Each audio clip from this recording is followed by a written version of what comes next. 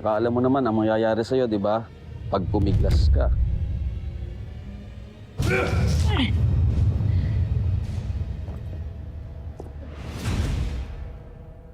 Susundin mo lahat ng iutos ko sa'yo.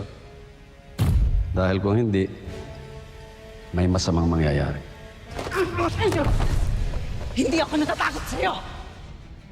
Patayin mo na lang ako dahil hindi ako susunod sa utos mo.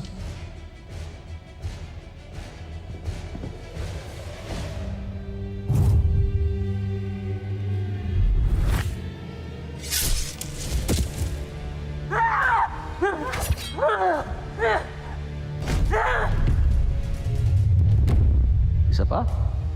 Gumawa pa ng isa. Ito na.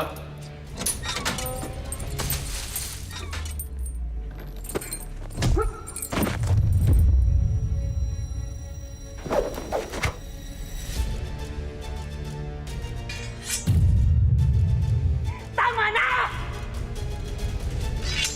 Tama na! Di ba sabi ko sa'yo? Pag pumalag ka, may masamang mangyayari.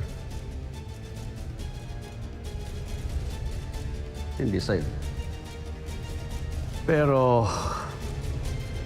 sa ibang mga atubaw na kasama mo dito. Okay ba yun?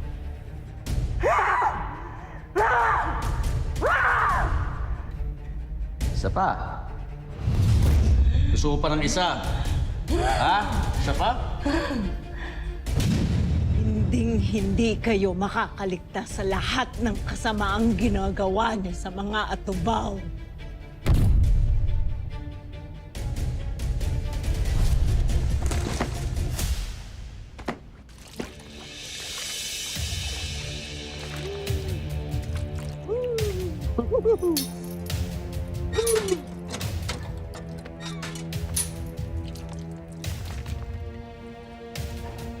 Buhos mo na. Boss? Buhos mo na.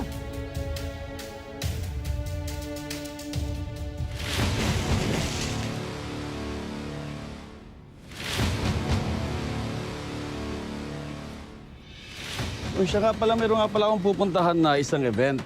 Bibigyan ako ng isang award bilang one of the most outstanding men in the Philippines for my charitable deeds. Eh kasi talaga namang ibang klase yung aking charitable deeds, di ba? Dahil kinukup-kup ko at saka binibigyan ng silbi yung mga hayop na katulad ninyo, katulad mo.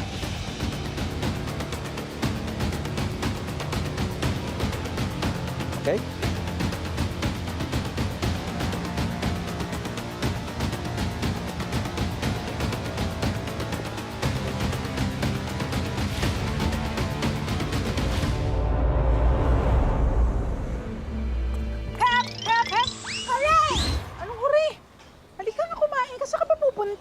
Dadalawin ko po sana si Teacher Elsie. Naku, hindi pwede, Memot. Hindi pa pwedeng tumanggap ng bisita ang Teacher Elsie. Kailangan pa niya mapag-isa. Teka, ikaw ba natapos mo na mga assignments mo? Opo. Ay, si Jelay, andun, kasama ng Kuya Ricky niya. May tinatapos pa. Halika muna! Dito ka muna, kakain muna tayo. Tess, kanya ako ng mga miswa natin. Oh, Miss Wong. Suma ba yun? Well. By the way, highway. Speaking of Teacher Elsie, since namimiss niyo siya, ayan, miswa. Kumain muna kayo. Sarap. Yes. Uy, ang Kain. init! Isa pa, Tess. Napakainit. Aray. Ang init! Ang init. Kutsara. Alam niyo ba, narinig ko, behind the bushes. Una na ako. Naman, teka nga. Focus muna. Ay! Han? Ang harot! May bata. Lambing yun, lambing. Okay lang yan. Paglaki mo, maiintindihan mo lahat. Eto na nga. Based on my observation at sa mga naririnig ko behind the bushes, eto to si Teacher Elsie ay tila parang nagbago. Naging matigas ang kanyang ulo? Hindi. May mga bagay daw siya na hindi maalala eh. Baka naman kasi na-trauma sa pinagdaanan. Mahirap talaga kapag utak ang tinamaan. At Mas mahirap kapag ang tinamaan ay puso. Magandang araw, ha? Ingat kayo. Magandang araw po! Ay, Mayor! Mayor. Magandang araw. Oh! Sali ka dito. Basta po. Mayor, ingat po kayo. Ay, salamat.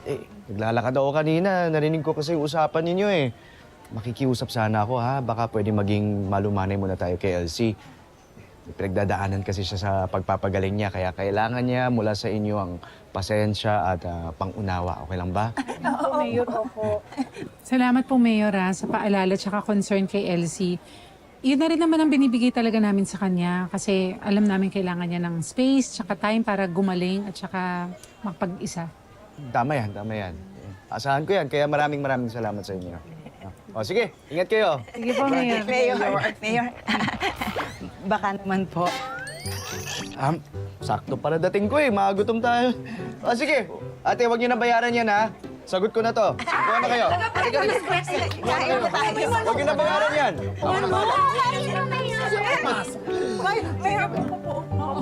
Sige, Mayor. May fried chicken. Halika. Meron. Alika dito. Ikaw bata ka, saan ka nang galing? Ha, Tres? Akala ko po kasi dumating na sina Kuya Lolong. Kaya naiwan po ako sa may ilog. Pero hindi pa pala. Dito na lang ako kay Ma'am Elsie.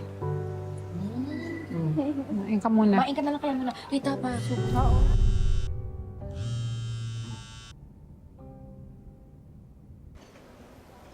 Oh, good news. Mayor, magpapasoft drinks po kayo. Bukod pa doon, sige, libre ko kayo. Nabalitaan ko na bumalik na sila Lolong galing Isla Pangil. Oh. Darating na sina Kuya Lolong! Okay, nako. Ubusin niyo na yan at ipapasara ko tong karinderya dahil sasama akong salubungin si Baby Lolong. I'm sorry, Rolly. Mabuti naman. Makakauwi na po si Bokyo. Gusto niyo sabay-sabay na tayo? Tulog ko. Uy! Ready mo na yung sasakyan, ha? Salubungin natin sila Lolong. Gusto niyo ba yan? Bakit hinahayaan mong ganun-ganunin ka nung Hulyo na yun?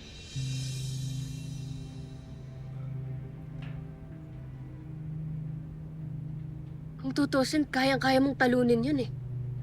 Kung gugustuhin mo. Kagaya ng pagtalo mo doon sa malaking Russian fighter na yun. Ginagawa ko lang ang nakakabuti para sa mga atubaw na nandito. Para mapanatili silang buhay.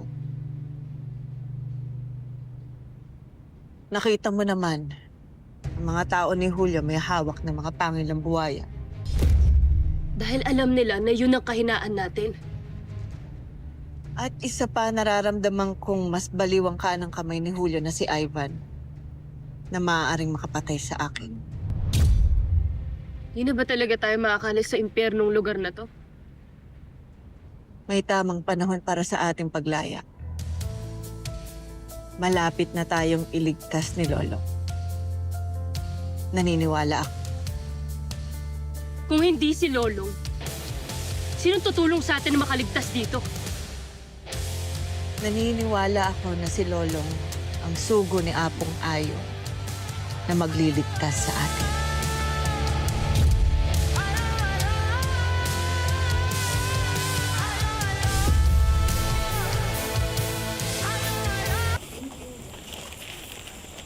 Te, pabil naman ho yung sa manok. Tostado yung balat, tama? Opo, Para kay Elsie to, no? paborito niyo ho kasi yan eh. Kamusta na nga ba siya? Ang totoo nga ho niyan, ate, dadaling ko sa kanya tong manok na to para rin ho malaman ko kung kamusta kalagayan niya. Mukhang non-stop yung pag-aalala mo sa kanya. Baka naman ikaw ang magkasakit niyan. Hindi ho. Basta ho para kay Elsie gagawin ko ho lahat. Wow, ang sweet naman.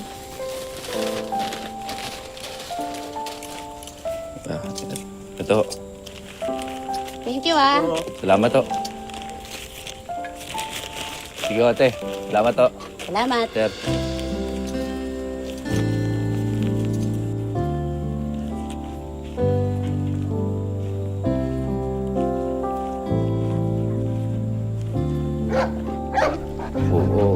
Teka. Walang pagdiskitahan to para kay Boss Mahal to eh. Susunod ka na lang ha. Oo, ganun magalit. Rar!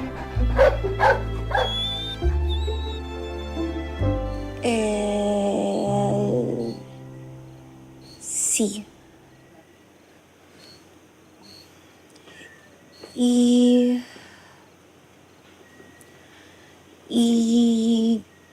Gap. L. C.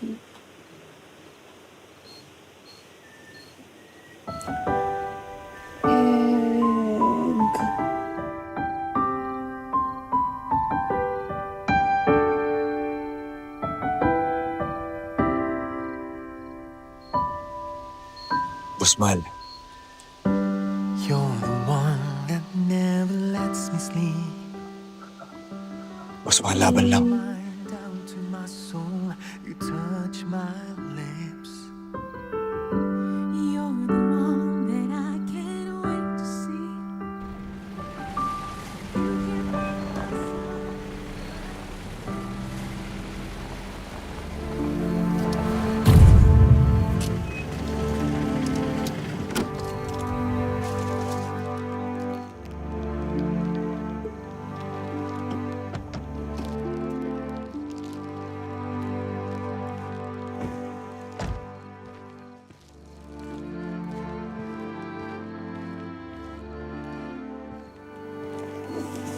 Elsie. Gandang gabi. Galing ako ospital.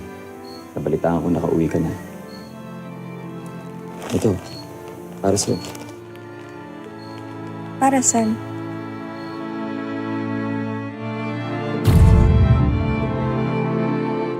Bilang congratulations dahil magaling ka na.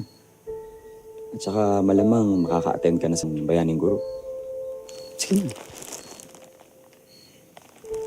Salamat. Buka mo na.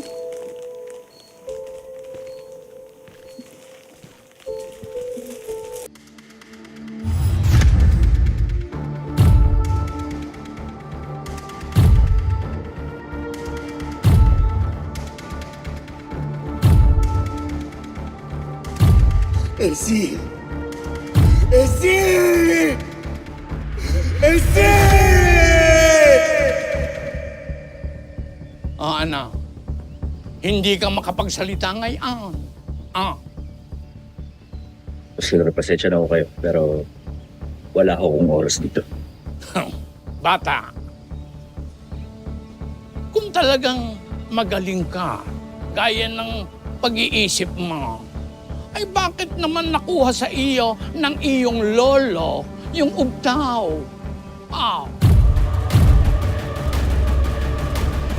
Sagot!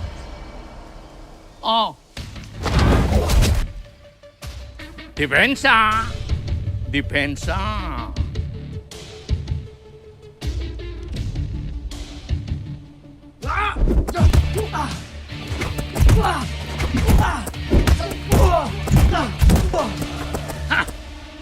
Huwag masyadong mataas ang tingin sa sarili mo. Baka yan ang kabagsak mo.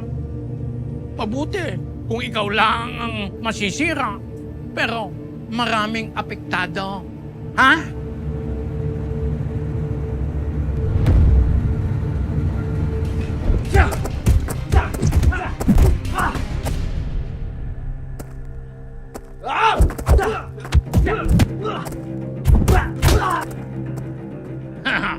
Gamitin ang utak sa depensa. Ha?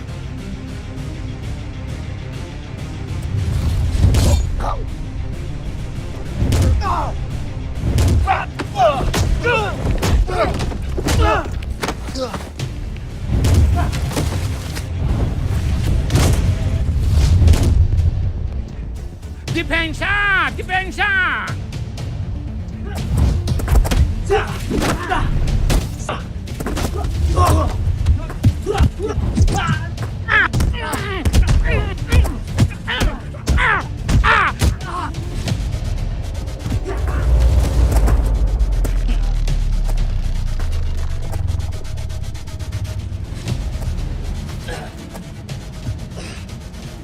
unang aral. Huwag masyadong mataas ang tingin sa sarili. Alamin mo at aminin mo ang iyong kahinaan. Ngayon, handa ka na ba sa iyong susunod na pagsasamay? Ha?